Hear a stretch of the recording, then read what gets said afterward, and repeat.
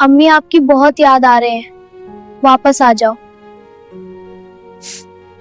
हम आपके बिना नहीं रह सकते अम्मी, हम आपके बिना नहीं रह सकते। अब हमारा ख्याल कौन रखेगा? तुम डरो मत मेरे भाई, अब हमारा ख्याल अल्लाह रखेंगे। एक मासूम 10 साल की बच्ची और एक 8 साल का लड़का अपनी मां की कब्र के सिरहाने बैठे हुए थे। रोते रोते कह रहे थे, अम्मा वापस आ जाओ, हमें भूख लगी है, ताई हमें मारती है, हम आपको याद करते हैं। यह मंजर ऐसा दिल दहला देने वाला था कि देखने वाले की रूह भी झंझोड़ जाती थी। पूरी कहानी जानने के लिए वीडियो को आखिरी सेकंड तक जरूर देखें, लेकिन उससे पहले वीडियो को लाइक करें, हमारे चैनल अनीस वॉयस को सब्सक्राइब करें और कमेंट में अपना और अपने शहर का नाम जरूर लिखें। दिन का वक्त था। सूरज अपनी पूरी रोशनी और हरारत के साथ चमक रहा था। ऐसे में 10 साल की बच्ची जारा और 8 साल का आदिल कुएं से पानी की बाल्टियां भर भर कर घर ला रहे थे। उनके चेहरों पर थकान और मेहनत की लकीरें वाजिज थीं, लेकिन वे बेबसी से खामोश चलती जा रही थीं। जब वे बाल्टियां उठाकर भैंसों के आगे रखकर घर के आंगन में आए तो अंदर से ताई शमीम की चीख गूंजी। अंदर आने का किसने कहा था? जाओ पहले काम खत्म करो। दोनों ने शर्म और थकान के साथ जवाब दिया। ताई जी काम कर लिया है, बस भूख लग रही है। ताई का गुस्सा और भी बढ़ गया और वह दहाड़ते हुए बोली, भूख तो तुम लोगों को हर वक्त लगती है, जाओ पहले कपड़े धो फिर खाना मिलेगा। और यूं मासूम बच्चे भूखे पेट और थकी हुई हालत में अपने छोटे छोटे हाथों से कपड़े धोने लगे। जिंदगी उनके लिए एक सख्त इम्तिहान थी, जहां हर लम्हा जद्दोजहद और सब्र की डगर पर गुजरता। 1 महीना पहले ही आदिल और जारा के वालिदैन का इंतकाल हो गया था। दोनों के सर से मां का साया उठ गया था और मां के जाने के बाद जिंदगी उनके लिए बेरहम हो गई थी। यूं वे अपनी ताई शमीम के रहमोकरम पर आ गए थे, जो निहायत ही सफाक औरत थी। आज भी कुएं से पानी भरने के लिए दोनों बाल्टियां उठाए चल रहे थे। कुएं पर पहुंचकर आदिल ने कहा, जारा अम्मा की बहुत याद आ रही है और बहुत ज्यादा भूख भी लगी है, चलो अम्मा की कब्र पर चलते हैं। जारा ने कहा, आदिल अगर लेट हो गए तो ताई से डांट पड़ेगी। लेकिन आदिल की जिद के आगे जारा को हार माननी पड़ी और दोनों कब्रिस्तान की संगीत तरफ चल पड़ी। अचानक रास्ते में उन्हें जमीन पर 2 सूखी रोटियां मिली। दोनों ने झुककर उन्हें उठा लिया, क्योंकि रिच की कदर उन्हें खूब थी। रोटियां हाथ में लिए वे कब्रिस्तान पहुंचे। मां की कब्र के पास आते ही उनकी आंखों से बेख्तियार आंसू बहने लगे। दोनों रोते हुए कहने लगे, अम्मा वापस आ जाइए, देखें आपके बच्चे, वो आपको याद करते हैं। हमें बहुत भूख लगी है, ताई हमें बहुत मारती है। वे रोते और फरियाद करते रहे, फिर उठी और कुएं से पानी भरकर घर वापस आ गए। ताई ने कहा, अभी तक क्या कर रहे थे तुम दोनों? जारा ने कहा, ताई जी वो कुएं पर और भी गांव की औरतें थीं, इसीलिए पानी भरने में लेट हो गए। ताई ने बचा कुचा कुछ खाना उनके आगे रख दिया। दोनों भाई बहन ने सब्रो शुक्र के साथ किचन में बैठकर वो खाना खाया। यूं ही दिन गुजरते गए। एक रोज आदिल की तबीयत बेहद खराब थी। रात भर उसे खांसी और बुखार संग और जारा उसके सिरहाने बैठी रही। सुबह जारा ने ताई से कहा, ताई जी आदिल की तबीयत बहुत खराब है, बुखार भी है और खांसी भी है, उसे डॉक्टर के पास ले चलें। यह सुनकर ताई गुस्से से बोली, तुम्हारे पास पैसे हैं कि डॉक्टर के पास जाना है? कुछ नहीं होता तुम जैसे मनहूसों को, चल जाओ और अपना काम कर, खुद ही ठीक हो जाएगा। दुखी दिल के साथ जारा वहां से पलट गई और आंगन में आकर बर्तन धोने लगी, मगर उसका जहन बार बार आदिल की तरफ जा रहा था, जो बुखार में अंदर तड़प रहा था। घर के कामों से फारग होकर जैसे ही जारा अंदर गई, उसे देखकर दिल दहल गया। आदिल चारपाई पर बेहोश पड़ा था, आंखें बंद और जिस्म ठंडा पड़ चुका था। जारा ने आदिल को हिलाया और चीखें मारी, आदिल उठो, क्या हुआ है तुम्हें, तुम क्यों नहीं उठ रहे? जारा की चीखें सुनकर ताई भी वहां आ गई। जब नब्ज चेक की गई तो मालूम हुआ कि आदिल इस दुनिया से हमेशा के लिए रुखसत हो गया है। जारा रो रो कर बेहाल हो गई। अपने भाई को खो देने का गम उसके लिए नाकाबिले बर्दाश्त था। पहले मां और अब भाई भी इस बेरहम दुनिया में वह अकेली रह गई थी। यूं ही वक्त गुजरता गया। जारा की जिंदगी इन्हीं जुल्म और सितम से भरपूर गुजरती रही। जारा जवान हो गई थी और उसकी खूबसूरती उसकी मां की तरह बेमिसाल थी। ताई शमीम और उसकी बेटी शबाना हमेशा ही जारा की खूबसूरती से हसद करती थीं। शबाना आम सी नैन नक्श की मालकिन थी और जारा के मुकाबले में वह बिल्कुल भी खूबसूरत नहीं लगती थी। जारा की खूबसूरती से जलती रहती थी। एक दिन एक अच्छा रिश्ता आ गया। ताई ने सख्ती से जारा को मना किया। मेहमानों, संगीत के सामने तुम चाय नहीं लाओगी, मेरी बेटी शबाना खुद लेगी। जारा ने खामोशी से सर हिला दिया, क्योंकि उसे इन सब बातों में कोई दिलचस्पी नहीं थी। मेहमान आए और बातों का सिलसिला जारी रहा। शबाना चाय लेकर आई, मगर अचानक चाय उसके हाथ से गिर गई। जोरदार चीख के साथ शबाना ने जारा को आवाज दी, जारा, यह गंदगी साफ करो। मेरा हाथ जल गया। जारा जैसे परिंदे की तरह दौड़ती हुई वहां पहुंची।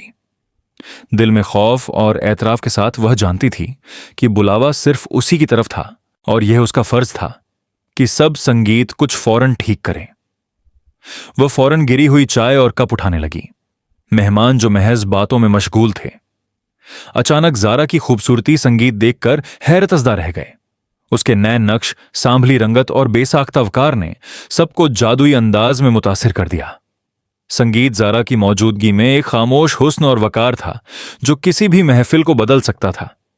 लड़के की मां ने हैरत से ताई से पूछा, यह लड़की कौन थी? ताई ने फौरन कहा, यह हमारे घर की मुलाजिमा है, यहां काम करती है। मेहमान खामोशी से वहां से रवाना हो गए, मगर ताई का गुस्सा इतना बड़ा हुआ था कि उसकी आंखों में आग जल रही थी। अब यह गुस्सा जारा पर निकालना जरूरी था और वह लम्हा करीब था। ताई का गुस्सा एकदम फट पड़ा। उसके चेहरे की लाली और आंखों की आग किसी तूफान की तरह भड़क रही थी। उसने जारा को एक जोरदार थप्पड़ मारा और चीखते हुए कहा, हरामखोर, मना किया था ना कि मेहमानों के सामने मत आना, फिर तू क्यों आई? जारा की आंखों में आंसू भर आए। वह लजती हुई आवाज में बोली, ताई जी, आप ही ने तो संगीत बुलाया था। शबाना के हाथ पर चाय गिर गई थी। मगर ताई ने एक लम्हे के लिए भी नहीं सुनी।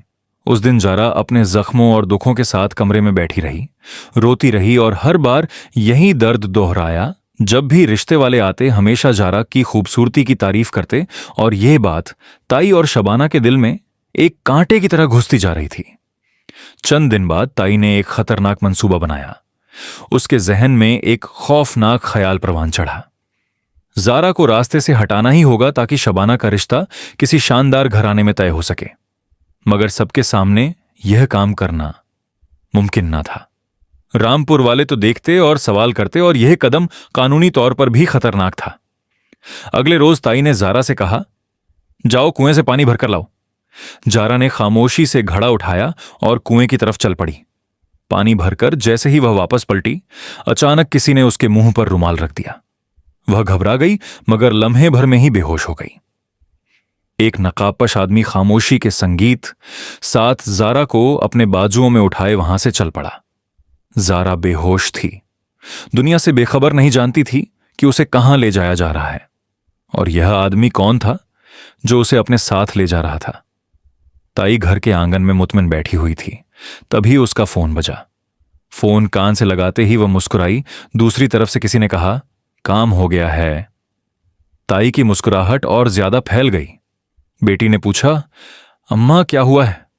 ताई ने आहिस्ता मगर इत्मीनान से कहा, बेटी काम हो गया है, अब उस मनहूस से हमारी जान छूट गई है। दूसरी तरफ जब जारा को होश आया तो वह खुद को एक कमरे में पाई। वो कुर्सी पर बैठी थी और उसके हाथ बंधे हुए थे। खौफ और एतराब के साथ उसने अपने हाथ खोलने की कोशिश की और खुशकिस्मती से वह खुल गए। फौरन उसने घर से बाहर कदम रखा। जहन उलझा हुआ था। जारा ने देखा कि वह एक जंगल में थी। अचानक उसकी नजर एक आदमी पर पड़ी जो शायद खाना खा रहा था। आदमी को उम्मीद नहीं थी कि जारा इतनी जल्दी उड़ जाएगी।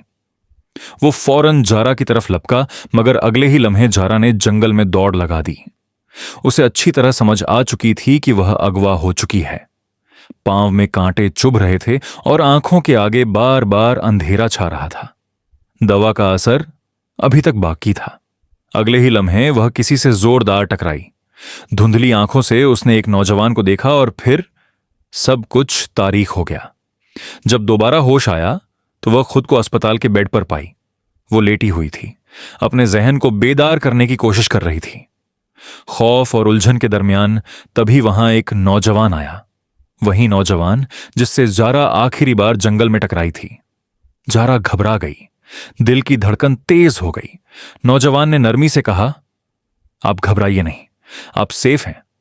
वह आदमी शायद आपको अगवा कर रहा था, मैंने उसे आपसे बचा लिया, और वह शायद आपकी ताई का नाम ले रहा था कि उसने मुझे यह सब करने को कहा, लेकिन मैं उस वक्त उसे पकड़ नहीं सका। मैं आपको अस्पताल ले आया। यह सुनकर जारा की आंखों से आंसू बहने लगे। यकीन नहीं आ रहा था कि ताई अपने हसद और गुस्से में इतनी अंधी हो गई थी कि उसने जान से मारने की कोशिश की। वो रोने लगी। जवान ने पूछा, आप कौन हैं? कहां रहती हैं? आपके मां बाप कहां हैं? मैं आपको घर छोड़ देता हूं। जारा फूट फूट कर रोने लगी और रोते हुए कहने लगी, मेरा कोई भी नहीं है। मैं अपनी ताई के घर रहती थी और आज उसने भी मुझे मारने की कोशिश की। अब मैं वहां नहीं जा सकती। नौजवान जारा की कहानी सुनकर बहुत तरस गया। वो कहने लगा, आप मेरे साथ मेरे घर चलें, मैं वहां अकेला ही रहता हूं, लेकिन वहां बहुत सी मुलाजिमाएं हैं, आप उनके साथ रह सकती हैं। जारा ने शुक्र भरी निगाहों से उसकी तरफ देखा, क्योंकि उस वक्त उसके पास उसके अलावा कोई चारा भी नहीं था।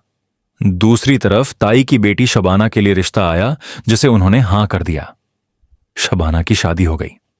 रामपुर वालों से ताई ने कहा कि जारा अपने किसी आशिक के साथ भाग गई है। गांव वाले उसे बुरा भला कहने लगे।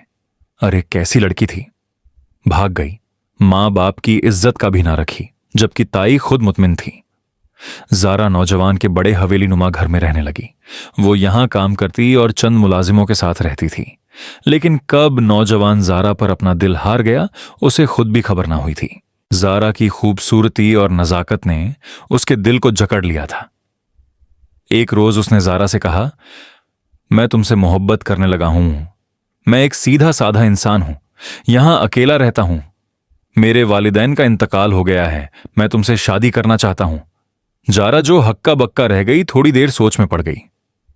कहां वह झोपड़ी जैसे घर में रहने वाली, और कहां यह हवेली और यह नौजवान। आखिरकार जारा ने हां कर दी, और यूं जारा की शादी जैद के साथ हो गई। जैद एक बहुत अच्छा शौहर साबित हुआ। वो जारा से बेपनाह मोहब्बत करता था और कहता, तुम्हारे मांझी के सारे जख्मों पर मैं मरहम रख दूंगा। जारा जो कभी जुल्म और सितम सहती आई थी, बचपन से अब तक उस हवेली की मलिका बन गई थी। दूसरी तरफ ताई की बेटी शबाना को तलाक हो गई थी। वो लोग निहायत लालची थे। उन्होंने जहेज में बहुत सारा कुछ लेकर कुछ अरसे के बाद शबाना को तलाक दे दी। शबाना मां के घर वापस आई और हर वक्त अपनी मां से लड़ती रहती। ये सब आपकी ही वजह से हुआ ना, आप मुझे उनके घर में ब्याहती ना। मेरे साथ ये होता, शबाना की मां पछताती रहती। ये मैंने क्या कर दिया। एक रोज शबाना की तबीयत अचानक बेहद खराब हो गई। तेज बुखार ने उसका चेहरा लाल कर दिया, मगर उसी बुखार ने उसकी जान ले ली। शबाना की मां चीख चीख कर रोने लगी। अपनी जवान बेटी के दुख ने अंदर ही अंदर उसे चाटना शुरू कर दिया। यह हमारी बेटी को बाधा क्या हो गया, यह कैसे हो सकता है? वो बार बार खुद से सवाल कर रही थी। दिल तड़प उठा था, मगर जहन में एक मांझी का मंजर घूमने लगा। वो मासूम आदिल जो बुखार से तड़प रहा था, और उसने भी तो ऐसे ही जान दी थी। याद आया कि कैसे जारा ने अपने भाई के लिए उसके आगे भीख मांगी थी, मगर वह खुद जालिम बनी रही।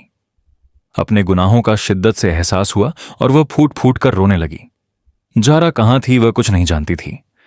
एक दिन ताई के दिल के मुकाम पर शदीद दर्द उठा और उसे फालिज का अटैक आ गया। वो अब चारपाई पर बेबसी और लाचारी की जिंदगी गुजारने लगी। हर लम्हा इस इंतजार में थी कि कब जारा आए और उससे माफी मांगे। दूसरी तरफ जारा जीद के साथ एक खुशहाल जिंदगी गुजारने लगी। अल्लाह ने उसे एक बेटे से नवाजा था और यूं उनकी दुनिया मुकम्मल महसूस होने लगी। एक रोज जीद ने कहा, जारा तुम्हें अपनी ताई से मिलना चाहिए और उनसे बात करनी चाहिए। जो भी हुआ वो मांझी का हिस्सा है। जारा ने कहा, ठीक है। अगले रोज वो अपने बेटे के साथ अपनी ताई के घर पहुंची, मगर जो मंजर उसने देखा उसने उसके होश उड़ा दिए।